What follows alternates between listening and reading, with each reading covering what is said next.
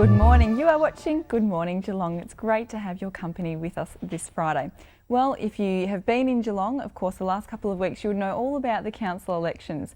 And we have Councillor Cameron Granger first up on today's show. Rollo is joining him for a quick interview.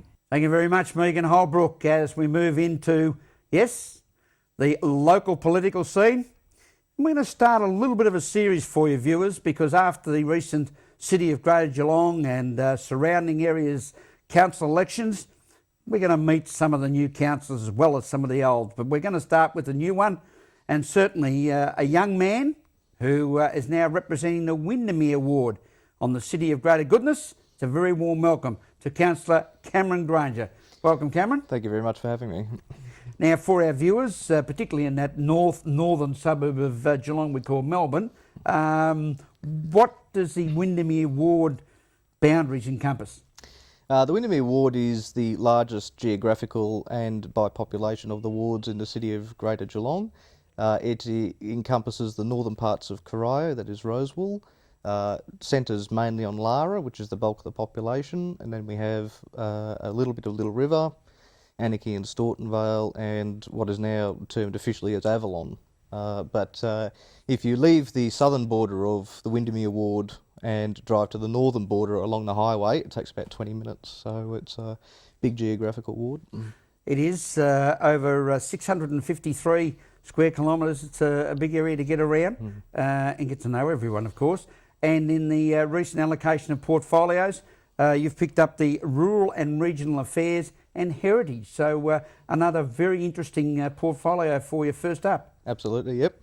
And carrying on some of the good works of the previous councillor Tony Ansett in that respect, but it was felt by my council colleagues that given that the amount of rural land in the Windermere Ward, that it's probably appropriate that I take on Rural and Regional Affairs and also Heritage, which I've got quite a bit of interest in, and look forward to the challenges that those portfolios will bring.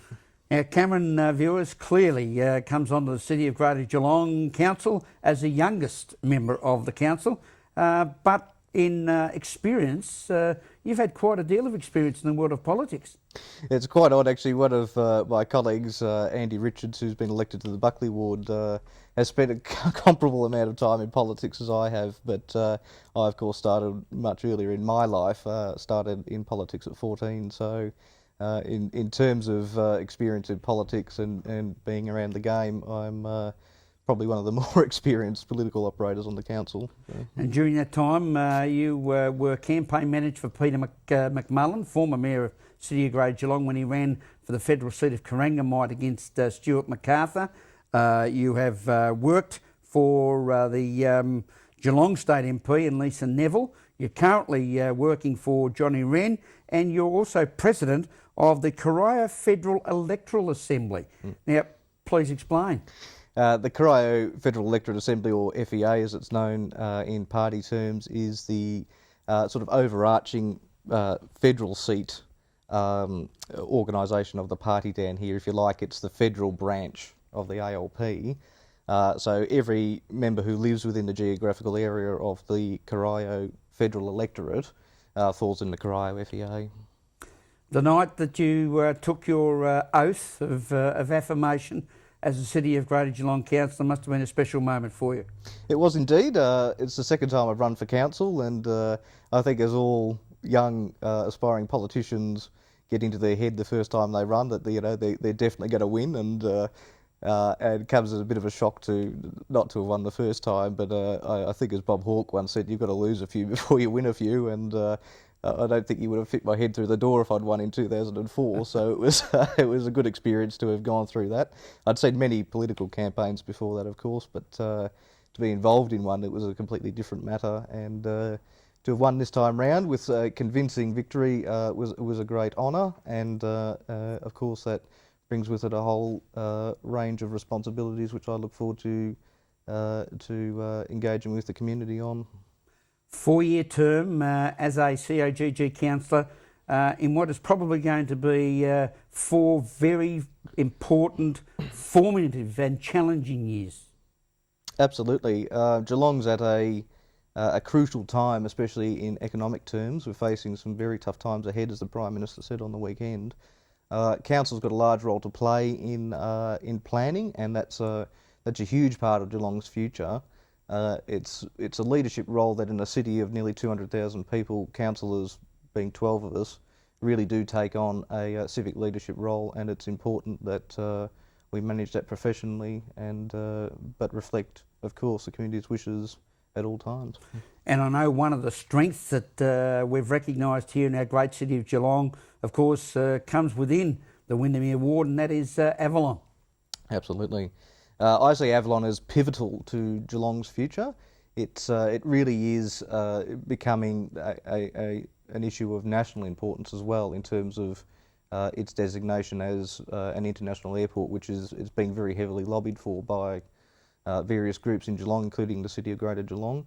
In terms of employment, I think it's absolutely essential. There's a proposed intermodal hub near Little River, which would be a natural catchment, I would have thought, for an international airport at Avalon, and I think Avalon's got a huge role to play in Geelong's future, particularly in the north. Now, recent weekend we had the Community Cabinet, and this time, for the first time, and congratulations to Richard Marles, who's did a lot of great work in conjunction with the state government, Premier Mr John Brumby, but it was the first time in Victoria that we saw Geelong hold the federal Community Cabinet, and great to see the Prime Minister and many of his colleagues down here. Must have been a great experience. It was absolutely fantastic. Being at the Cryo Sporting Club for the barbecue initially, there was one of the more active members of the club came late and actually missed the Prime Minister, but thought somebody was pulling his leg, that the Prime Minister and the Premier might actually be on the Cryo Sporting Club both at the same time. It was, I believe, the first time in 107 years of the Federation of Australia that a Prime Minister has been in Corio. A couple of people have, been a bit ambiguous about that. Obviously, other Prime Ministers will have driven through the electorate, but to actually have stopped, to have brought the Cabinet with him, to have actually asked people to stand up and ask a question of the Prime Minister of this country and get an answer in Corio was an exceptionally proud moment for Geelong, for the ALP, and the Prime Minister should be very proud also. Good morning, Geelong says thank you very much to Councillor Cameron Granger, the Windermere representative and the man who is representing rural and regional affairs and heritage here in our great city of Geelong. All the very best for the future, and I'm sure we'll catch up with you during the next 4 years. Thank you very much. I look forward to it. Megan, it's back to you. Thanks very much to Rollo with Cameron Granger there. We'll be back after this very quick break. Don't go anywhere.